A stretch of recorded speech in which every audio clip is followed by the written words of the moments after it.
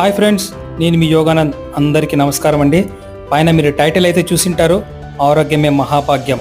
ఆ ఒక్కటి ఉంటే మనం ఎందులోనైనా విజయం సాధించవచ్చు ఫ్రెండ్స్. మనం శారీరకంగాను, మానసికంగాను, సామాజికంగాను, ఆర్థికంగాను, అలాగే కుటుంబ పరంగాను చాలా ఉల్లాసంగా ఉండవచ్చు. అదే ఆ ఒక్కటి లేకుంటే పై చెప్పినవన్నీ కూడా సున్నాతో సమానమే ఫ్రెండ్స్.